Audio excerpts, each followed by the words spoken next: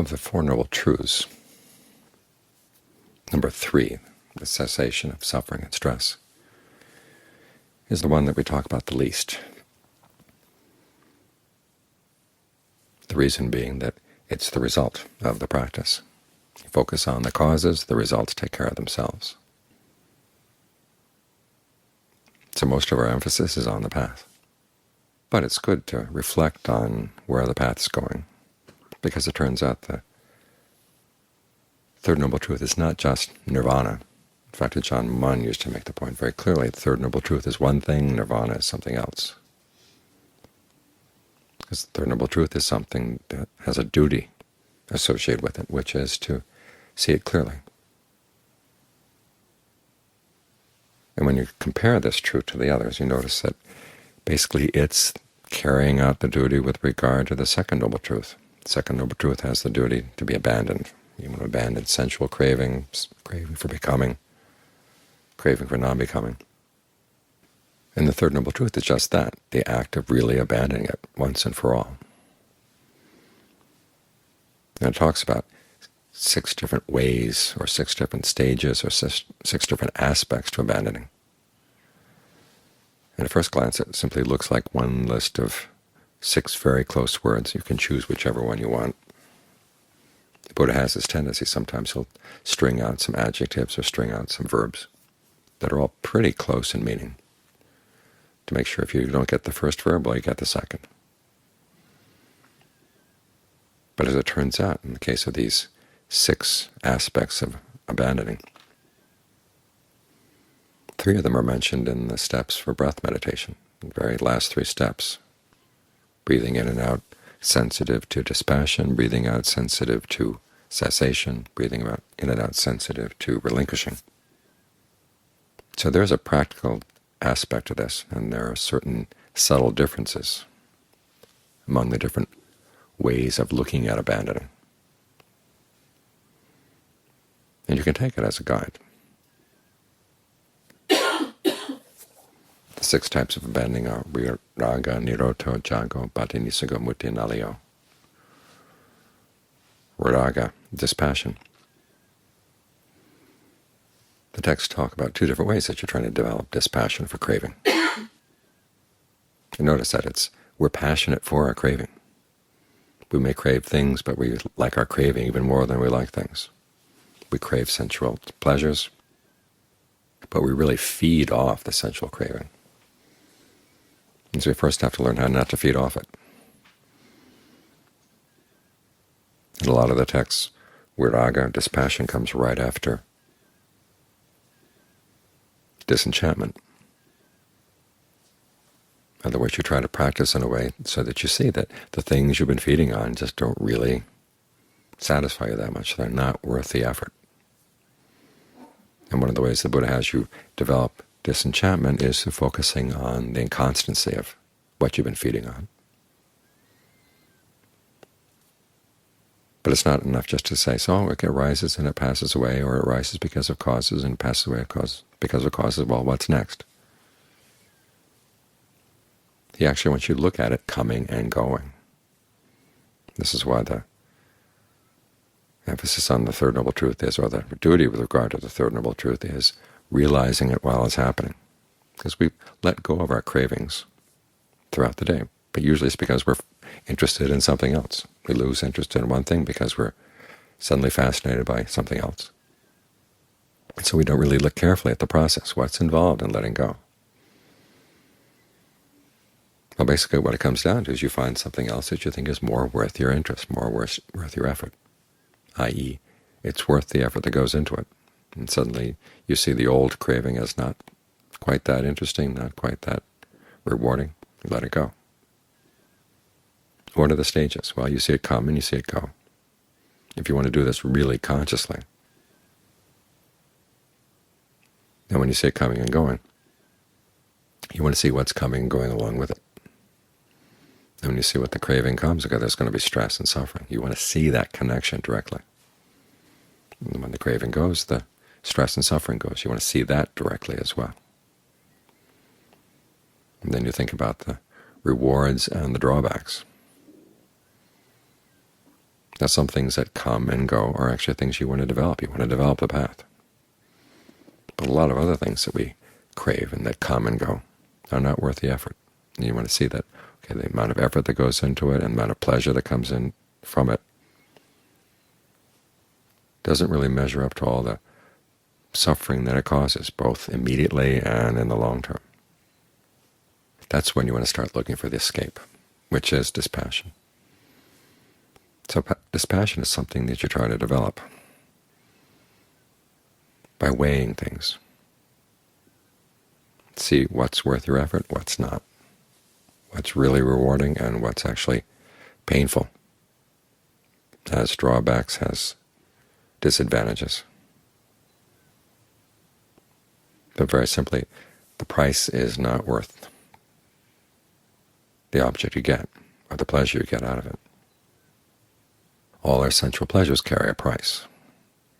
We tend to turn a blind eye to it, which is why the Buddha wants us to look very carefully at that. What is the price of your lust? What is the price of your greed? What is the price of your irritation over things that you don't get, or that when you get them are not satisfying? You want to weigh things carefully. That's how you develop disenchantment. From disenchantment comes viraga, or dispassion. You begin to see that the craving is something that we're manufacturing all the time. And as long as there's passion for it, you keep producing it. It's like a factory that's run off of passion. When the passion goes, then it doesn't come anymore. We tend to think the craving is something that's there that we feed on, but we have to create it first to feed off it. When there's no passion for it, it stops. We stop putting effort into it. That's why dispassion, when the Buddha is talking about the contemplations of breath meditation, is followed by contemplation of cessation, that when you don't have passion for these things, they stop on their own. Now, there may be a little bit of momentum that runs out from some of your past passion, but your present passion is not giving any more power to them. And they run out, run out, run out.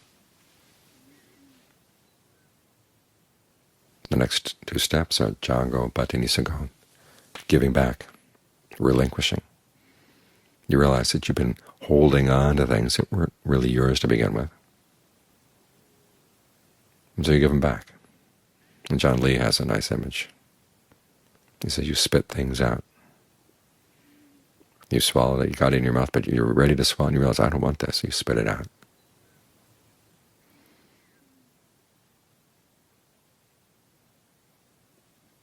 It's followed by mutti. You release it. This is one of the more interesting descriptions of abandoning. You give freedom to the craving. You've been hanging on to it. You've been trying to milk it for what you want. It's like an animal that you've been milking, and you suddenly realize, okay, I don't need this anymore. You let it go. You give it its freedom. And when you give it its freedom, that's when you're free. The common image in the canon is of fire. The fire is trapped by its fuel. But why is it trapped by its fuel? Because it's holding on. The fuel isn't trapping the fire. The fire is the one that's feeding off the fuel. And as a result of its feeding, it's trapped. So when you see that you're feeding and you don't want to feed anymore, you let go. And both sides get their freedom. The Johns talk about this quite a lot. The things that you've been holding on to, things you've turned into defilement, are suddenly released, and they're no longer touched by defilement in any way at all. And John Mahabua's analogy is of stolen goods. Got a thief, stolen some stuff, and then the stolen goods become evidence in the trial. And the stolen goods have to be kept by the court. But then once they figure out, okay, who they really belong to, okay, then the stolen goods are free. They can go back to where they were before. We're the ones that have deludedly gotten into these things and held on to them.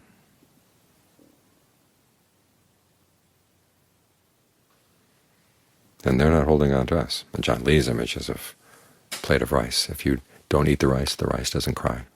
You're the one who cries. And think about your own body. Most of us think that we have a pact with our body. We take care of it, it seems happy, it'll take care of us. The body has nothing at all that it wants out of us. It would be perfectly content to die, do whatever its material elements want to do, or just do by their nature whether they want to or not.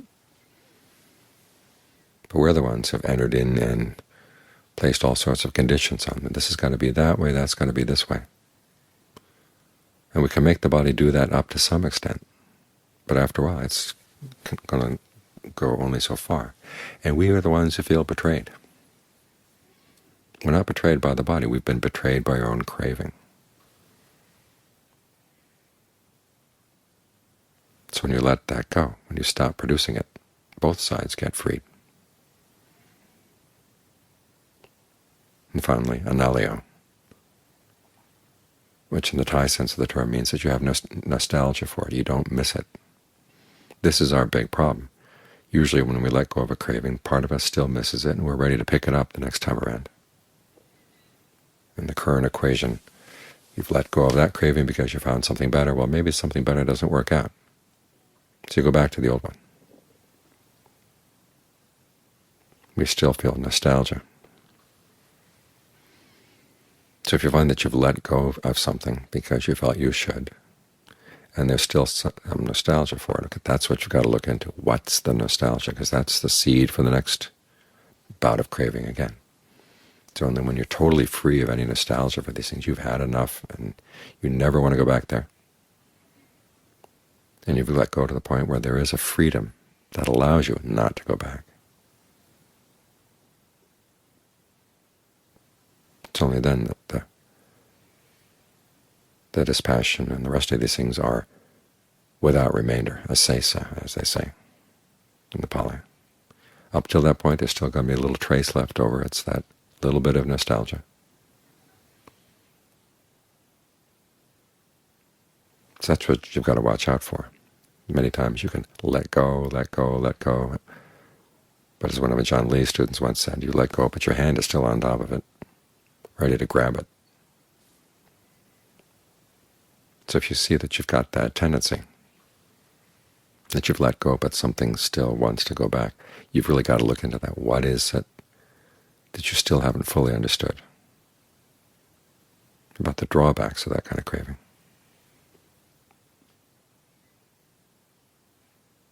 So these are some of the lessons that come from looking at that string of words: Viraga, Nirodho, Jago, Patinisigo, Mutinalio, to give us a sense of what it means to really abandon things. The word the Buddha keeps focusing in on there, though, is the freeing. Because once you free the craving, then you get freed as well. Freedom comes from letting go, giving back. So you want to learn how to appreciate that freedom, even in little glimpses you should get when you let go of one craving. Even if it's not total yet, but begin to see, oh, there's a little bit of freedom in there. Try to widen that freedom